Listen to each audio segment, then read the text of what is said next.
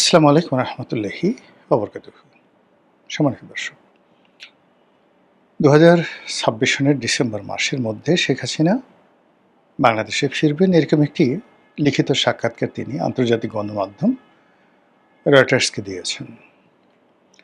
আর তার সেই সাক্ষাৎকার ছাপার পরই বাংলাদেশ এবং বাংলাদেশ সংশ্লিষ্ট আন্তর্জাতিক অঙ্গনে রীতিমতো তোলপাড় শুরু হয়েছে। তার পক্ষের এবং বিপক্ষের যারা লোকজন রয়েছেন নানা রকম কথাবার্তা বলছেন। বিশেষ করে পক্ষের লোক যারা আছেন তাদের মধ্যে এক ধরনের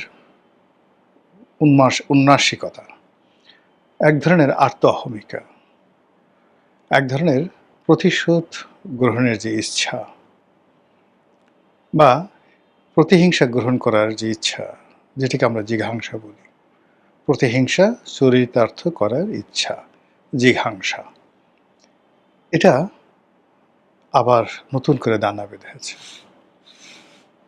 এবং শেখ হাসিনা বিভিন্ন সময় তার নেতাকর্মীদেরকে বলেছিলেন যে তোমরা তালিকা করো। যদিও সবাই বলার চেষ্টা করছেন যে এটা রাজনৈতিক একটা কৌশল, তারপর নেতাকর্মীদের থেকে চাঙ্গা রাখার একটা কৌশল, যেখানে তিনি নিজে বিদেশে পালিয়ে চলে গেছেন, সেখানে বাংলাদেশে যারা পালিয়ে আছেন তারা পালিয়ে থেকে তালিকা করবেন, এসে হাস্যকর কোনো বিষয় নয়। এ ধরনের সমালোচনা হয়েছে বটে, কিন্তু সবাই জানে যে প্রতিশোধ গ্রহণ করার ক্ষমতা শেখ হাসিনার কি পরিমাণ আছে। ফলে কি হলো যে তার ১৭ বছরের শাসন, তার আগে ৫ বছরের শাসন ৯৬ থেকে ২০০১, তার আগে বিরোধী দলীয় নেত্রী হিসেবে তার যতটুকু ক্ষমতা ছিল সেই ক্ষমতা দেখিয়ে তিনি ছাত্রলীগকে ব্যবহার করে, যুবলীগকে ব্যবহার করে যেভাবে রাজপথে সন্ত্রাসের রাজত্ব কায়েম করতেন, সেই সন্ত্রাসের রাজত্বের কাছে এরশাদ শাহী থেকে শুরু করে প্রথম জমানায় সেই বেগম জিয়ার যে শাসনামল ৯১ থেকে ৯৬, তারা কিন্তু সবাই শেখ হাসিনাকে ওইভাবে ভয় করতেন যে তিনি সব কিছু করতে পারেন। সেই বাসে গান পাউডার দিয়ে মানুষ মারা, ককটেল বিস্ফোরণ করানো, বিশ্ববিদ্যালয় অশান্ত করা, ছাত্রলীগের বাহিনী লেলিয়ে দিয়ে প্রতিপক্ষকে ঠ্যাং ভেঙে চুরমার করে দেওয়া ইত্যাদি নানা রকম কর্মকাণ্ড তিনি করতে পারেন এবং তিনি করেছেন। এটা তার প্রতিপক্ষরা মনে করে। তো সেই কারণে তার ফিরে আসার যে খবর, সেই খবরে ভয় এবং আতঙ্ক, তারপর তুষ্য এবং তাচ্ছিল্য সবগুলো একত্রে মিশে একটা বিকৃত অবস্থা হয়ে গেছে। মানুষ হাসতে গিয়ে অনেক সময় দেখবেন না যে ছোট বাচ্চা ছেলেরা মানে অনেক সময় হাসতে গিয়ে কেঁদে ফেলে, আবার কাঁদতে গিয়ে হেসে ফেলে। আমরা এদেরকে ছোটকালে বলতাম মানে হাসি কান্না বলার মা, পয়সা কটা দিলা না, এরকম তাদেরকে ঠাট্টা করতাম। হাসতে হাসতে কেঁদে ফেলতো, কাঁদতে কাঁদতে হেসে ফেলতো। এখন শেখ হাসিনার আসার খবরে বিরাট একটা শ্রেণী হাসতে হাসতে কেঁদে ফেলছেন, কাঁদতে কাঁদতে হেসে ফেলছেন। অনেকে হয়তো জোরে জোরে যাত্রা পালার মতো হাসছেন, মুহা কিভাবে আসবে, সম্ভব নাকি বলে, ওরে মা গো, ওরে বাবা গো, আমার কি হবে গো, আবার আমাকে জেলে নেবে গো, এই কথা বলে ফেলছেন। সে কি আমাদেরকে ছাড়বে গো, সেই কাজ করতে পারে গো, এরকম নানা রকম প্রতিক্রিয়া তৈরি হচ্ছে। তো সেই দিক থেকে মানে এই যে শেখ হাসিনা আসতে চাচ্ছেন, এই বয়সে সে হুমকি দিচ্ছেন, এটি কি আসলে সম্ভব কিনা? ৮০ বছর বয়সে এবং বর্তমান প্রেক্ষাপটে এটা মধ্যযুগ নয়, এটা সম্ভব কিনা? পক্ষে বিপক্ষে দুইভাবেই কথা বলতে পারেন। আপনি দেখেন যে পৃথিবীতে কতগুলো শাসক আছেন, যোদ্ধা আছেন, যারা যুদ্ধক্ষেত্রে যথেষ্ট নিষ্ঠুরতার পরিচয় দিতেন, ইচ্ছা করে দিতেন। বিশেষ করে Timur Lang, Genghis Khan, Hulagu Khan, এই বংশের আরেকজন ছিলেন বাতু খান, যিনি ইউরোপ আক্রমণ করেছিলেন, বাতু খান। মানে তার ভয়ে ইউরোপ তছনছ হয়ে গিয়েছিল। তারপর আরও অনেকে আছেন, রাশিয়াতে আছেন, বেশ কয়েকজন ছিলেন।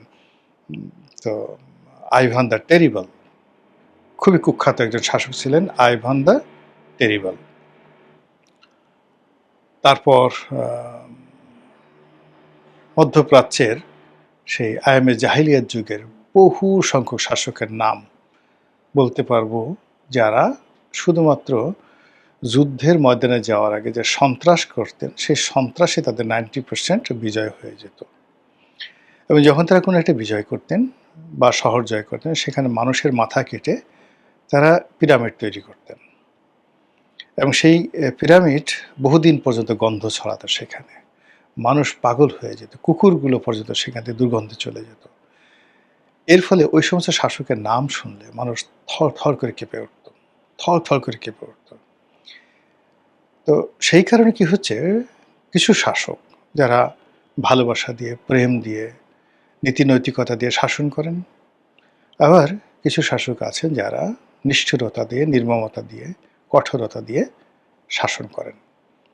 তো শেখ হাসিনার ক্ষেত্রে আসলে নির্মমতা, কঠোরতা এটা আগে চলে আসছে। তার নরম দিক থাকতে পারে যারা পেয়েছেন তারা, কিন্তু আমরা যারা বাইরে দেখেছি তাকে, তারা সবসময় তার এই গরম দিকগুলো দেখেছি। এবং তার সম্পর্কে যে ধরনের কথাবার্তা মানে প্রচারিত হয়েছে, সত্য মিথ্যা আমরা বলতে পারবো না, কিন্তু এগুলো প্রচারিত হয়েছে, তার প্রতিপক্ষরা বলেছে। তো যখন প্রতিপক্ষরা বলেছে শেখ হাসিনা যখন ক্ষমতায় ছিলেন, তখন তাকে ছোট করার জন্য। এখন ওই ধরনের কথা যেহেতু আগে বলা হয়ে গেছে, সেগুলো এখন রীতিমতো ভীতি ছড়াচ্ছে। যেমন একটা বক্তব্য হলো, তার পিতার একজন হত্যাকারী, এটা কি কর্নেল ফারুক, কর্নেল রশিদ, নাকি মেজর কে যেন, বজলুল হুদা না কে যেন, এরকম একটা, এরকম তার প্রতিপক্ষরা ছড়িয়েছিল যে সে নিজে গিয়ে হাতে রামদা দিয়ে বা ভোজালি দিয়ে, যেটাতে গরু জবাই করে, ওইরকম একটা অস্ত্র দিয়ে এই তার পিতার হত্যাকারীকে সে নিজের হাতে জবাই করেছে, রক্ত ফিনকি দিয়ে পড়েছে। এই সমস্ত কথাবার্তা কিন্তু, যে এই মহিলা এত খারাপ, এত নিষ্ঠুর, কষায়ের চেয়েও খারাপ, সে নিজের হাতে ওই তলোয়ার দিয়ে, ভোজালি দিয়ে সে তার পিতার হত্যাকারীকে খুন করেছে। এখন এটা ওই সময়টাতে সবাই হয়তো মনে করছে, হায় হায়, সি সি, কী অবস্থা। এখন এই জিনিসগুলো যখন সামনে আসছে, তখন চিন্তা করলে, খায় আল্লাহ, এই মহিলা যদি আমারে জবাই করে, এই মহিলা যদি আমারে পায়, কি একটা বিশ্রী অবস্থা। এবং যে মনে করেন শেখ হাসিনার যে সমস্ত বিরুদ্ধ পক্ষ লোক, এটা দুর্বল চিত্তের লোক, চ্যাটাং করে লাভ দিয়ে বসছে, একটা কাজ করে বসছে, তাদের মধ্যে তখন ওই অতীতের সেই স্মৃতিগুলো সামনে আসছে, এবং সেই দুর্নাম বদনামগুলো এখন তার কাছে একটা মরণ ব্যাধি রূপে দেখা দিয়েছে। সারাদিন সে শুধু ইন্নালিল্লাহ ইন্নালিল্লাহ বলছে। এর বাইরে জামাতের যে সমস্ত লোকজনকে সে ফাঁসিতে চড়িয়েছে, কেউ বিশ্বাস করেনি যে সালাউদ্দিন কাদের চৌধুরীকে সে ফাঁসিতে চড়াবে।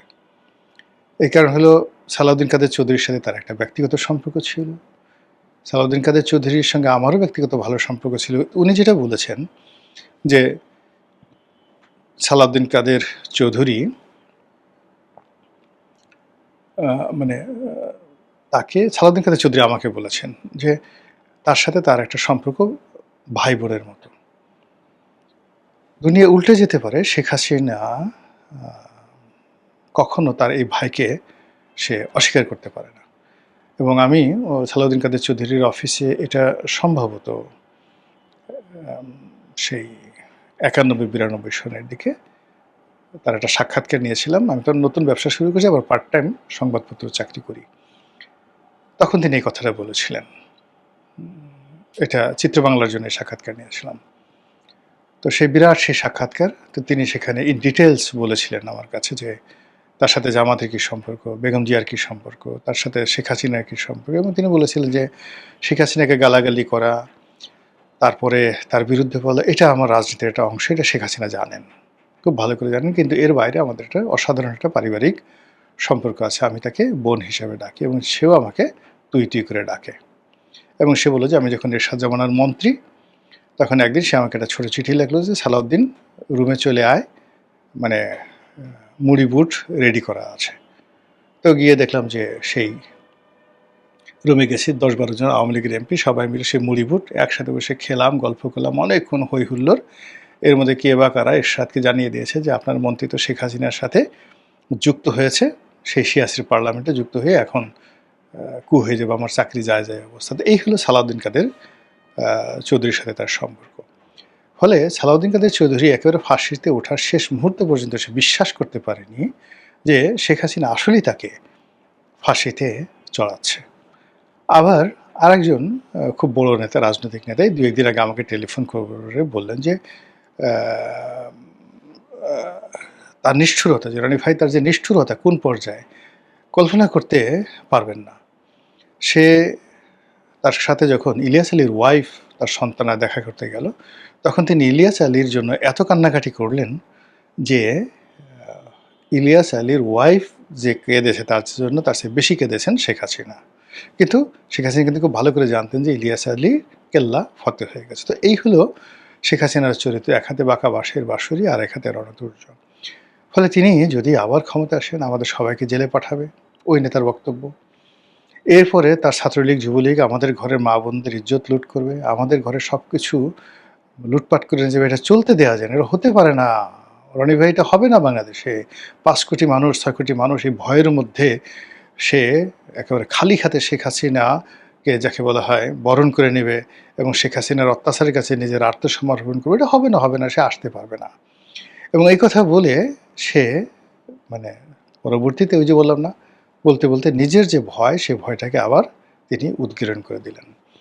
তো সার্বিক দিকে থেকে যেটা মনে হচ্ছে যে শেখ হাসিনা অত্যন্ত সুস্থ জ্ঞানে, সুস্থ মস্তিষ্কে, একেবারে ধীর স্থিরভাবে তিনি বর্তমান সরকারকে এবং তার বিরুদ্ধ পক্ষ যারা আছে তাদেরকে ভয় দেখানোর একটা পরিকল্পনা গ্রহণ করেছেন। আসা না আসা সেটা পরের ব্যাপার, কিন্তু তিনি এখন ভয় দেখাবেন। যতক্ষণ পর্যন্ত আন্তর্জাতিক মিডিয়া তাকে মাথায় করে না আসবে, যতক্ষণ পর্যন্ত ভারতীয় কর্তৃপক্ষ তাকে পরিত্যাগ করবে না, এবং যতক্ষণ পর্যন্ত তিনি বার্ধক্যের করাল গ্রাসে তিনি ছিন্ন বিচ্ছিন্ন ক্ষতবিক্ষত হবেন না, ততক্ষণ পর্যন্ত তিনি এভাবেই ভয় দেখাতে থাকবেন। যেভাবে অতীতে চেঙ্গিস খান ভয় দেখিয়েছেন, যেভাবে হালাকু খান ভয় দেখিয়েছেন, যেভাবে তৈমুর লং ভয় দেখিয়েছেন, এভাবে শেখ হাসিনা ভয় দেখাবেন।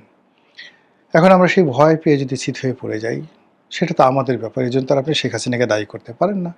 শেখ হাসিনা বলে যে আমি তো এরকমই, আমি তো সারা জীবন ভয় দেখাই আসছি, ভয় দেখাতে আমার ভালো লাগে, হরলিক্সের মতো আমি এমনি এমনি ভয় দেখাই, সারা জীবন আমি ভয় দেখিয়েছি, আমি সবসময় এইভাবে কথা বলি, তোমরা ভয় পেয়েছো কেন?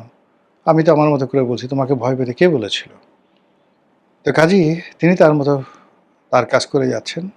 এখন আপনি আমি, আমরা যারা আছি, আমরা কি করব না না করব, এটাও আমাদের একান্ত ব্যক্তিগত বিষয়। অর্থাৎ আমরা ভয় কি পাবো নাকি রুখে দাঁড়াবো? আমরা কি ঐক্যবদ্ধ হব নাকি ছিন্ন বিচ্ছিন্ন হয়ে শুধু দৌড়াতে থাকবো? মহান আল্লাহ আমাদের সবাইকে হেদায়েত দান করুন এবং হেফাজত করুন। আসসালামু আলাইকুম ওয়া রাহমাতুল্লাহি ওয়া বারাকাতুহু।